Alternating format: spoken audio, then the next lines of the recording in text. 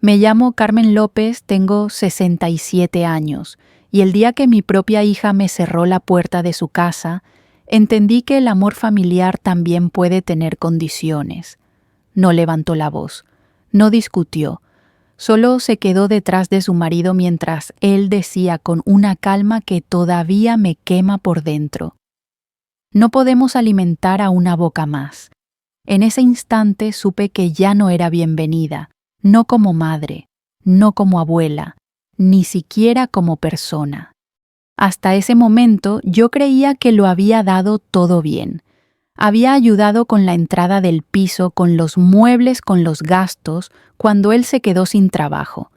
Me mudé con ellos después de una operación de cadera con la promesa de que sería algo temporal. «Mamá es tu casa», me decía mi hija. Yo le creí. Vivíamos en un edificio antiguo de esos de ladrillo visto y balcones estrechos en un barrio de toda la vida. No era lujoso, pero tenía ascensor nuevo y vecinos tranquilos. Yo ocupaba una habitación pequeña con una cómoda heredada de mi madre y una mesilla donde guardaba fotos de cuando mi hija era niña. Cada mañana hacía el café, barría un poco, preparaba la comida si llegaba antes que ellos. Nunca me quejé, nunca pedí nada. Pero con el tiempo el silencio fue cambiando. Mi yerno empezó a evitarme. Dejaba los platos sin recoger cuando yo estaba en la cocina como si mi presencia le molestara.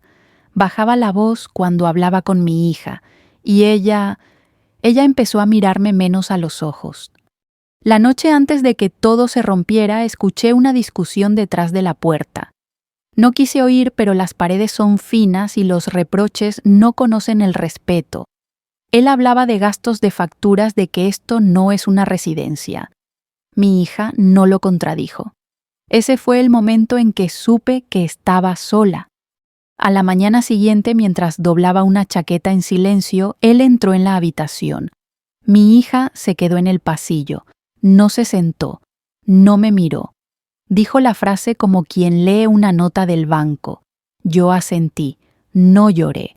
No porque no doliera, sino porque había dolores que ya no salían en forma de lágrimas. Recogí mis cosas en una maleta vieja. No era mucho. Ropa, documentos, las fotos. Dejé la cama hecha. Limpié el baño.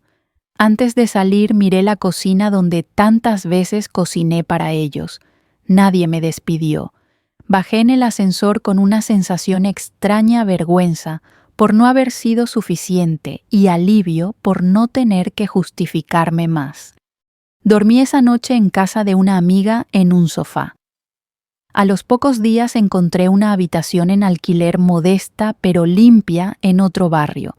Tenía una ventana pequeña y una cama estrecha, pero era mía. Pagaba puntual. Cocinaba para mí. Volví a sentirme invisible pero en paz. Pasaron semanas sin una llamada, ni un mensaje, ni siquiera para saber si estaba bien. Yo no insistí. Aprendí hace tiempo que quien no quiere escuchar tampoco quiere entender. Durante esos meses empecé a ordenar mis papeles. Siempre fui organizada. Guardaba todo en carpetas, ahorros, recibos, contratos antiguos. No era rica, pero había trabajado desde los 16 años, limpiando casas, cosiendo, cuidando ancianos. Nunca viví por encima de mis posibilidades. Un día, mientras revisaba documentos, encontré un viejo folleto inmobiliario del edificio donde vivían ellos. Me llamó la atención una nota escrita a mano de hacía años, cuando el edificio estuvo a la venta. Recordé entonces algo que había pasado desapercibido. El propietario estaba cansado, hablaba de vender, de jubilarse en el pueblo. No fue una idea de venganza, no nació del rencor, fue una pregunta silenciosa. ¿Y si asegurara mi futuro sin depender de nadie? Llamé a un gestor, pregunté, escuché. Todo era legal, todo era posible. Durante días caminé por el barrio pensando. Veía a parejas mayores sentadas en bancos, a mujeres como yo empujando carros de la compra. Nadie hablaba de orgullo, pero todas lo llevábamos dentro. Pensé en lo que significaba envejecer dependiendo de la buena voluntad de otros. Pensé en mi hija, en cómo la había protegido siempre incluso de sus propias decisiones. Tomé una decisión en silencio, no conté nada, fui al notario, hablé con calma, firmé cuando estuve segura, no sentí alegría, tampoco culpa, sentí algo nuevo, firmeza.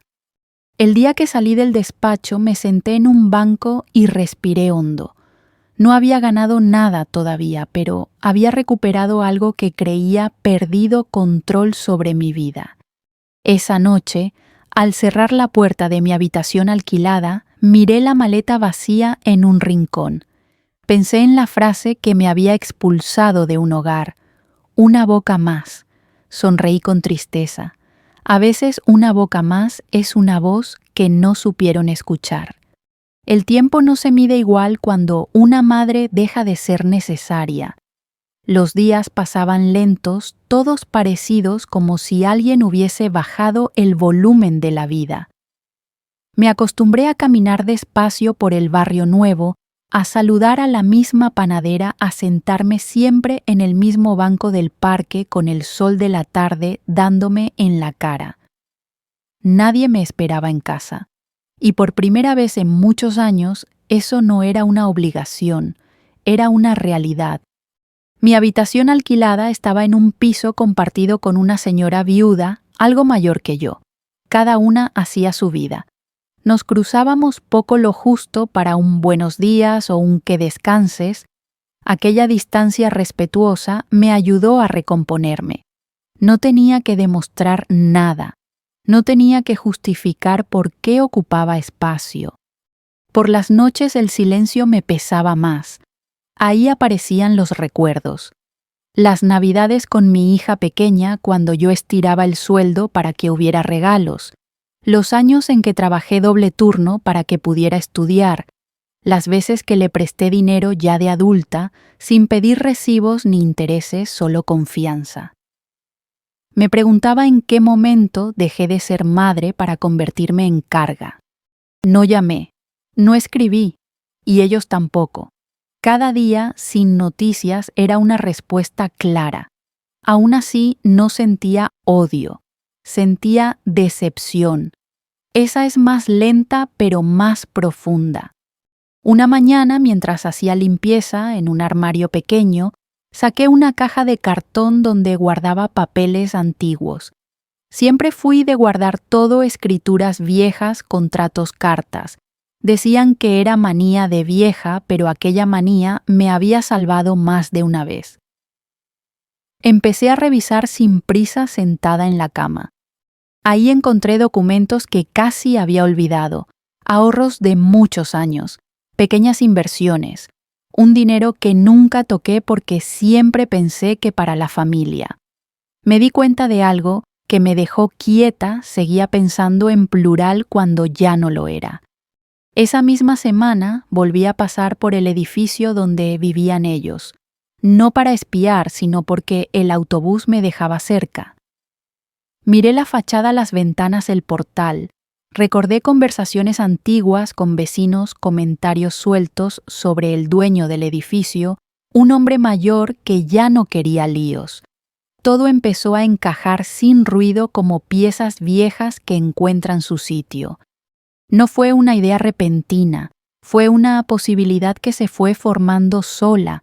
Me pregunté qué pasaría si en lugar de esperar ayuda me aseguraba yo misma el futuro, no para castigar, no para humillar, para no volver a depender de nadie. Pedí cita con un gestor. Entré con nervios como si estuviera haciendo algo indebido. Él me escuchó con paciencia. Me explicó opciones, números, riesgos. Me habló claro sin adornos. Salí de allí con la cabeza llena, pero con algo que no tenía desde hacía meses perspectiva. Durante los días siguientes caminé mucho. Pensé en mujeres de mi generación, en cómo nos enseñaron a dar antes que a protegernos, en cómo confundimos sacrificio con amor. Nadie nos dijo que poner límites también es educar. Una tarde, al volver a casa, vi a una vecina ayudando a su madre a subir la compra.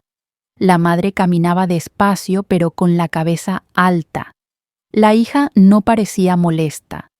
Aquella imagen me dolió más que cualquier palabra. No todas las historias terminan igual, pensé, pero todas dejan una lección. Volví al gestor. Hice preguntas incómodas. Pedí que me explicaran todo como si no supiera nada. Firmé solo cuando entendí cada línea. Nadie me apuró. Nadie me presionó. Por primera vez en mucho tiempo las decisiones eran solo mías. No informé a mi hija, no porque quisiera ocultar, sino porque ya no sentía la necesidad de explicarme. Durante meses había sido yo la que esperaba comprensión. Ahora me tocaba actuar en silencio. El día que confirmé la operación no celebré. Me fui a casa andando despacio con una bolsa de la compra en la mano. Cociné algo sencillo. Me senté a la mesa sola. Y por primera vez no sentí vacío. Sentí firmeza. Esa noche pensé en la frase que me había expulsado de su casa. No podemos alimentar a una boca más. Me di cuenta de que durante años fui yo la que alimentó muchas bocas, incluso cuando no me correspondía. Y nadie lo llamó carga entonces. Dormí tranquila, no porque todo estuviera resuelto, sino porque había dejado de esperar permiso para vivir con dignidad. Al cerrar los ojos entendí algo esencial. El silencio no siempre es sumisión, a veces es preparación. La decisión ya estaba tomada, pero no fue ligera. Durante semanas revisé números, leí documentos y volví a leerlos, como si cada línea escondiera una trampa. No tenía prisa. A mi edad, la prisa solo trae errores. Quería estar segura de que cada paso era firme, legal y sobre todo mío. El gestor me habló con franqueza. Me explicó que el propietario del edificio llevaba tiempo queriendo vender. Sus hijos no querían hacerse cargo. Los alquileres estaban desactualizados muy por debajo del mercado. Todo estaba en regla. No había engaños ni atajos. Solo una oportunidad que casi nadie veía porque nadie miraba con paciencia. Recuerdo el día que fui a ver el edificio por dentro como posible compradora. Entré por el portal con otra mirada. Ya no era la madre que vivía en una habitación prestada, sino una mujer observando paredes, tuberías, cuentas de la comunidad. Saludé a los vecinos con educación. Algunos me reconocieron. Bajaron la mirada. Otros sonrieron sin saber nada. Subí en el ascensor y al pasar por el rellano del piso de mi hija sentí un nudo en el estómago. No llamé, no escuché. Seguí subiendo. No estaba allí para remover heridas, sino para construir algo nuevo. Esa noche casi no dormí. No por miedo, sino por el peso de lo irreversible. Sabía que una vez firmado ya no habría marcha atrás. No podía fingir que todo seguía igual, pero también sabía que si no lo hacía, pasaría el resto de mis días dependiendo de la buena voluntad ajena. A la mañana siguiente fui al notario. Llegué antes de la hora. Me senté en la sala de espera con las manos apoyadas en el bolso. Observé a otras personas firmando compraventas, herencias, hipotecas. Nadie parecía emocionado. Era un lugar de decisiones serias, no de celebraciones. Cuando llegó mi turno, escuché cada palabra, hice preguntas. Pedí que repitieran párrafos. No me importó parecer desconfiada. Firmé despacio. Al estampar mi nombre, sentí algo que no era alegría ni tristeza. Era responsabilidad. Una responsabilidad que por primera vez no cargaba sobre otros. Al salir respiré hondo, el sol me dio en la cara, me senté un momento en un banco cercano, miré a mi alrededor gente caminando deprisa, hablando por el móvil, sin saber que para mí el mundo acababa de girar un poco. No se lo conté a nadie, ni a mi amiga, ni a la señora con la que compartía piso. no por secreto, sino porque quería vivir ese cambio en silencio. El silencio había sido mi refugio durante meses. No iba a abandonarlo ahora.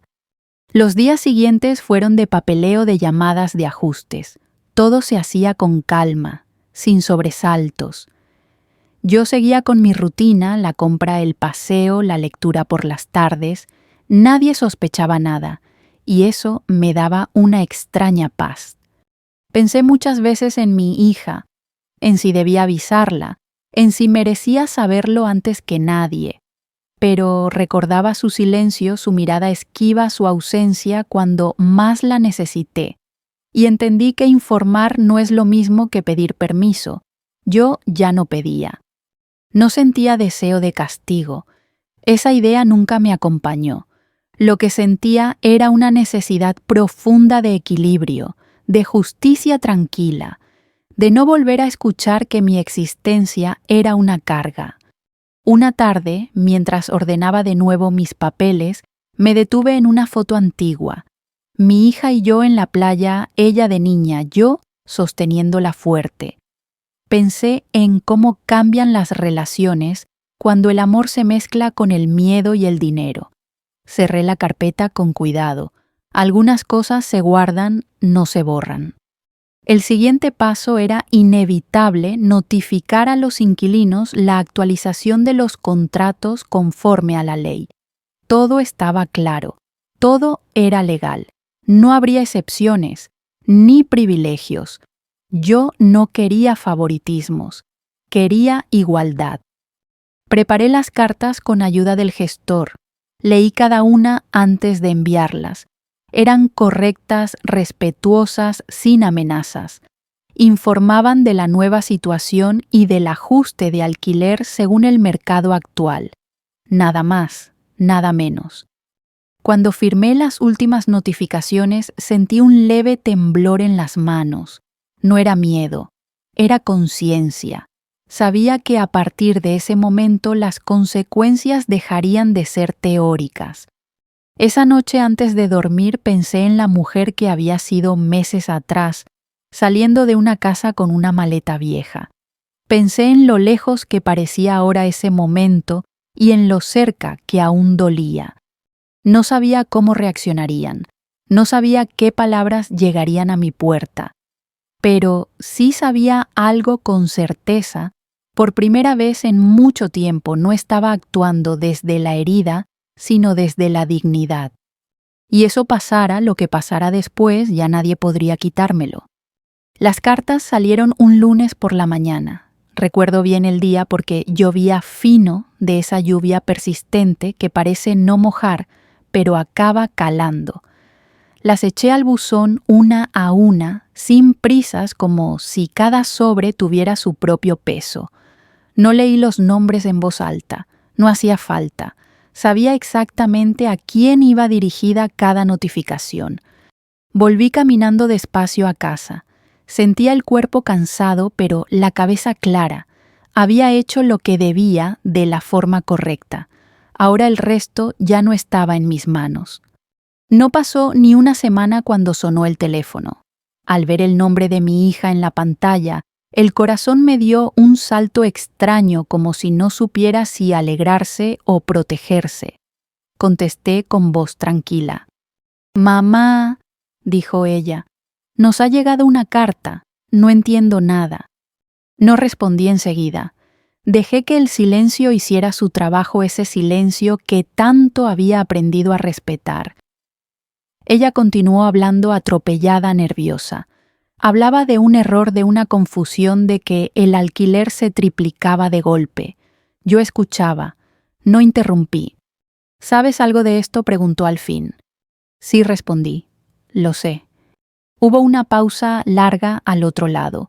Pude imaginar su expresión, esa mezcla de sorpresa y desconcierto. Luego escuché la voz de su marido de fondo, más alta, más dura. No entendía exactamente lo que decía, pero el tono era inconfundible. «¿Cómo que lo sabes?», volvió ella. «¿Qué está pasando?». Respiré hondo antes de hablar, no para prepararme una excusa, sino para mantener la calma. El edificio tiene nuevo propietario, dije, y los contratos se están actualizando conforme a la ley. Nuevo propietario, repitió incrédula. ¿Quién? No elevé la voz, no hice dramatismos. Yo. El silencio que siguió fue distinto a todos los anteriores. No era vacío, era impacto.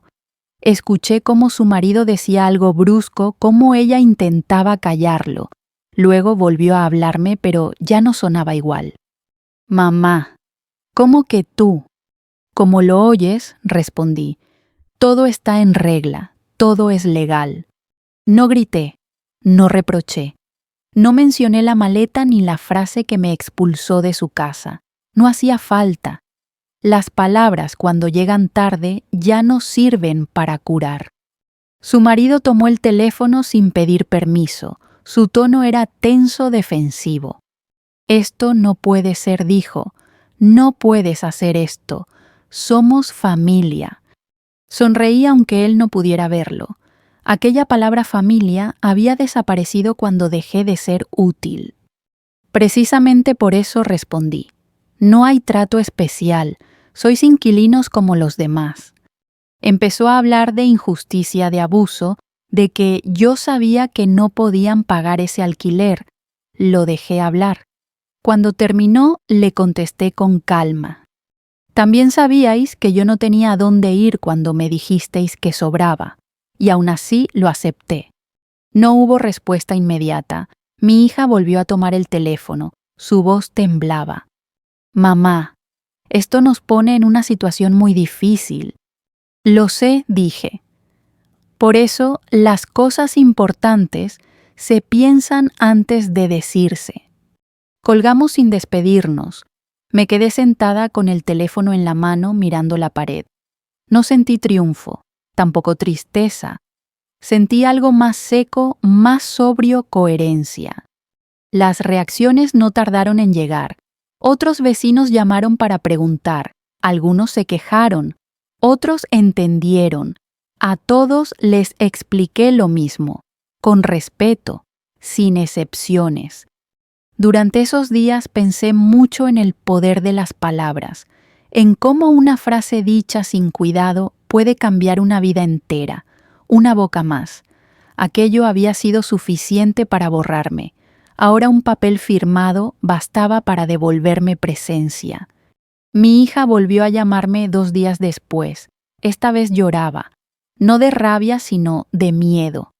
Me habló de números de hipotecas, de que su marido estaba furioso.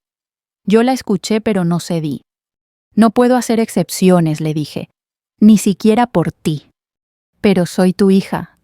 Y yo soy tu madre, respondí, y aún así me tratasteis como a una carga. No lo dije con dureza, lo dije como quien constata un hecho. Al otro lado, el llanto se volvió más suave. Quizá por primera vez estaba entendiendo. Esa noche dormí poco. No por remordimiento, sino porque las decisiones firmes también pesan. Sabía que aquel golpe económico empezaría a mostrar grietas, no por venganza, sino porque el orgullo no sabe negociar. Los días siguientes confirmaron mis sospechas. Las discusiones entre ellos se hicieron evidentes. Vecinos me comentaban con cautela que el ambiente en el piso había cambiado. Yo asentía sin comentar. No necesitaba detalles. No disfrutaba de la situación. Tampoco me arrepentía. Había aprendido algo esencial: cuando uno pone límites claros, los demás muestran quiénes son de verdad.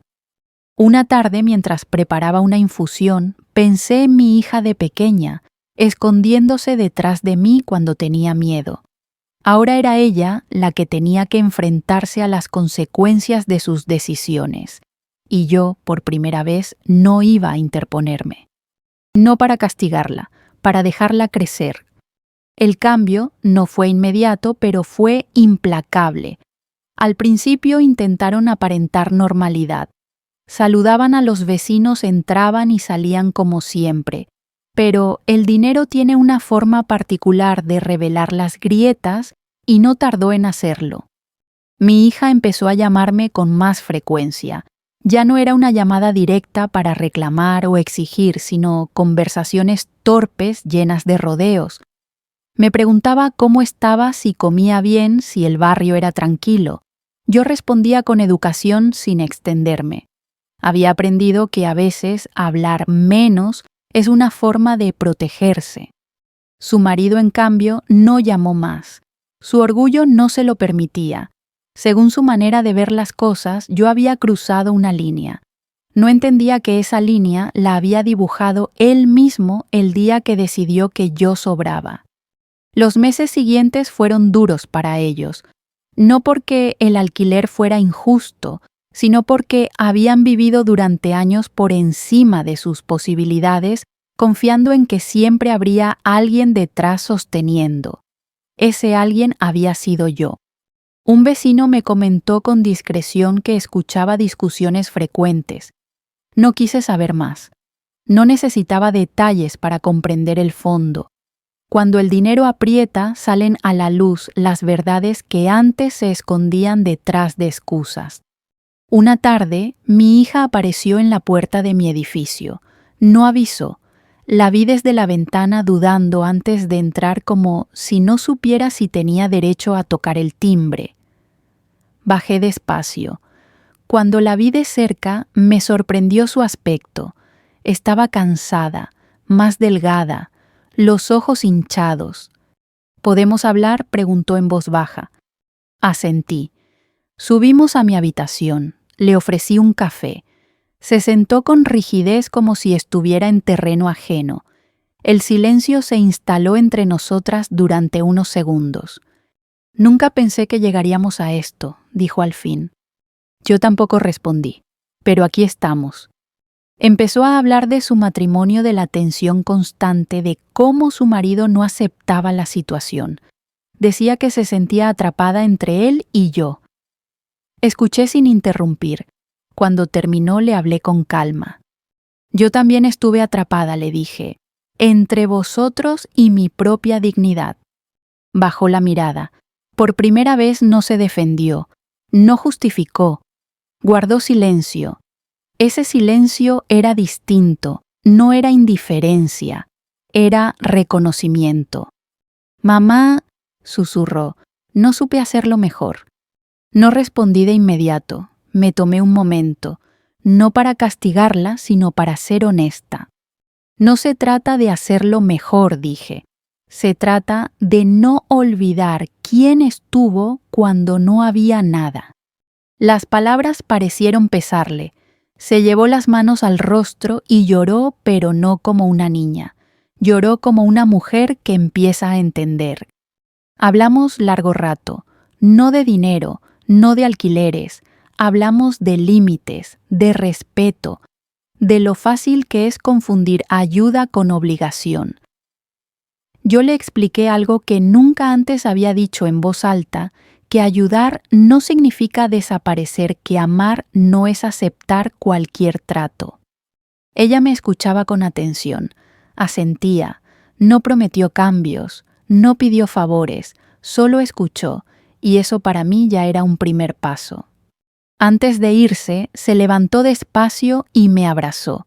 No fue un abrazo largo ni efusivo, fue contenido respetuoso, como quien no quiere invadir. Gracias por hablar conmigo, dijo. Gracias por venir, respondí. Cuando cerré la puerta me quedé un rato apoyada en ella. Sentí cansancio, pero también una calma nueva. No había ganado nada material ese día, pero algo se había movido. Las semanas siguientes, la relación entre ellos empeoró. Mi hija empezó a ver con claridad cosas que antes había ignorado. Me lo contó en una llamada breve.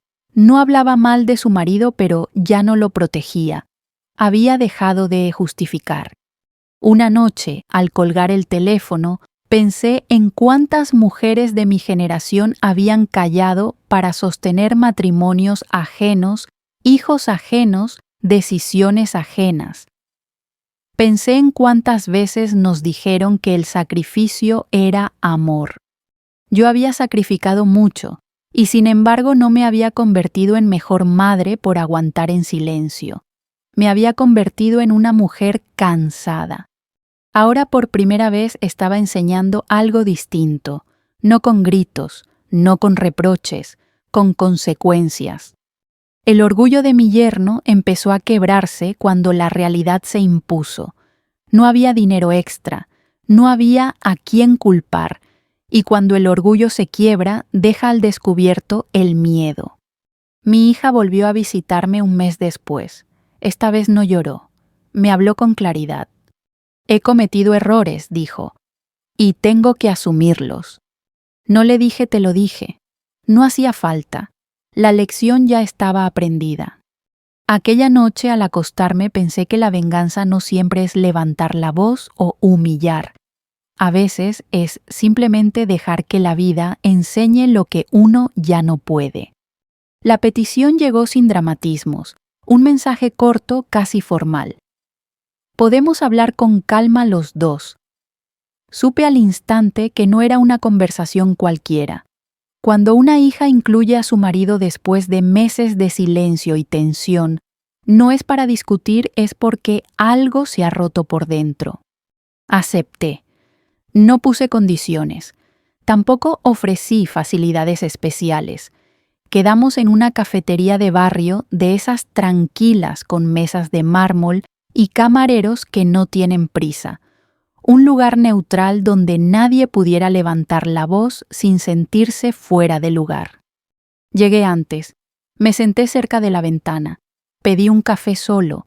Observé a la gente pasar. Pensé en cuántas veces había esperado yo a otros y en cuántas veces nadie había venido. Entraron juntos. Caminaban con cierta distancia entre ellos. Mi hija me saludó con un beso contenido. Su marido asintió serio. Nos sentamos. Durante unos segundos nadie habló. Fue él quien rompió el silencio. No he sabido manejar esto, dijo sin rodeos. No me sorprendió lo que dijo, sino cómo lo dijo, sin arrogancia, sin reproche, con cansancio. Yo tampoco supe escuchar, continuó. Pensé solo en números, en comodidad, no vi a la persona. Mi hija bajó la mirada. Yo no respondí de inmediato, no porque quisiera prolongar el momento, sino porque necesitaba asegurarme de no hablar desde la herida. Las palabras tienen consecuencias, dije al fin, sobre todo cuando se dicen sin pensar. Asintió, no se defendió, no justificó. Ese silencio era nuevo, incómodo pero honesto. Hablamos durante más de una hora. No fue una conversación fácil. Hubo momentos tensos, pausas largas, miradas que se esquivaban. Pero también hubo algo que no había existido antes: responsabilidad. Mi yerno reconoció que había sido injusto, que había confundido autoridad con control, que no supo ver el valor de tener una madre cerca, no como ayuda económica, sino como presencia humana. Cuando te fuiste, dijo, pensé que todo sería más sencillo, y fue justo al revés. No respondí con ironía, no hacía falta, la vida ya se había encargado de explicárselo. Mi hija habló después, con voz firme pero sin lágrimas. Yo me equivoqué al no defenderte, me dijo. Por miedo a perder mi matrimonio, te perdí a ti. Esa frase me dolió más que todas las anteriores juntas, porque era cierta y porque llegaba tarde. No estoy aquí para que elijáis entre nadie, respondí. Estoy aquí para que entendáis que el respeto no se negocia. Les expliqué algo que llevaba tiempo claro en mi cabeza, que no cambiaría las condiciones del alquiler, que no habría favores ni excepciones, pero que tampoco cerraría la puerta al diálogo humano. Una cosa no excluía a la otra. No necesito que dependáis de mí, dije. Necesito que me miréis como a una persona, no como a un gasto. Asintieron los dos. No prometieron perfección, prometieron respeto. A mi edad eso vale más. Al despedirnos no hubo abrazos largos. Hubo un gesto sencillo, mi yerno me tendió la mano. La estreché. no como símbolo de victoria, sino de cierre. Volví a casa caminando despacio. Sentía el cuerpo cansado, pero la mente ligera. Sabía que no todo estaba resuelto, pero algo fundamental había cambiado la conversación pendiente, ya no era una carga. Esa noche dormí profundamente, sin sobresaltos, sin pensamientos circulares, como hacía tiempo que no dormía. Comprendí entonces que la justicia no siempre consiste en castigar. A veces consiste en decir la verdad y sostenerla sin miedo. Nada volvió a ser como antes, y eso fue lo mejor que pudo pasar. La calma que llegó después no era la de las fotos familiares ni la de los domingos juntos sin preguntas incómodas. Era una calma más adulta, más honesta, una paz que no se apoya en la dependencia sino en el respeto. Mi hija y su marido siguieron viviendo en el piso. Pagaban el alquiler como cualquier otro inquilino, puntuales, sin favores, sin reproches. Al principio esa normalidad les pesaba. Estaban acostumbrados a una red invisible que siempre los sostenía. Ahora caminaban solos, y eso, aunque duro, también los fortaleció. Nuestra relación cambió de ritmo. Ya no hablábamos todos los días, nos llamábamos de vez en cuando, conversaciones sencillas, cómo estaba el tiempo, cómo seguía el trabajo, nada de cuentas, nada de deudas. Por primera vez hablábamos como adultos. Un día mi hija me invitó a comer. Dudé antes de aceptar, no por rencor, sino por cuidado. Fui. La mesa estaba puesta con esmero. No había excesos, no había silencios incómodos. Comimos despacio. Hablamos de recuerdos de cosas pequeñas. Su marido fue correcto, incluso amable. No intentó compensar el pasado con gestos exagerados, y eso lo agradecí. Al despedirme, mi hija me acompañó hasta la puerta. Me miró a los ojos algo que no hacía desde hacía mucho. Gracias por no rompernos, me dijo, aunque podrías haberlo hecho. Sonreí con tristeza y claridad al mismo tiempo. No era mi papel romper nada, respondí. Era enseñaros a no romper a otros. Con el tiempo entendí que aquella historia no era solo mía, era la de muchas mujeres que dieron todo creyendo que el amor era aguantar. Mujeres que confundieron silencio con paciencia y sacrificio con obligación. Nadie nos enseñó a poner límites sin sentir culpa. Yo tampoco lo supe durante años. Hoy vivo tranquila, sigo con mis paseos, mis libros, mis tardes de sol. No soy rica, pero soy libre, y esa libertad no tiene precio. Si algo aprendí de todo esto es que ayudar a los hijos no significa desaparecer, que la dignidad no se negocia ni siquiera con la familia, y que el respeto, cuando no se enseña con palabras, a veces se aprende con consecuencias. No guardo rencor. El rencor envejece más que el tiempo. Guardo memoria, porque la memoria es lo que nos impide repetir errores. Si esta historia te ha tocado de alguna forma, si has sentido que alguna vez fuiste una carga para alguien que amabas, quiero decirte algo. Tu valor no depende de la comodidad de otros. Mereces respeto a cualquier edad. Tómate un momento para reflexionar. Comparte esta historia con quien creas que necesita escucharla. Y si quieres seguir acompañándonos en relatos de vida, decisiones difíciles y segundas oportunidades, te invito a quedarte. Gracias por escuchar en silencio.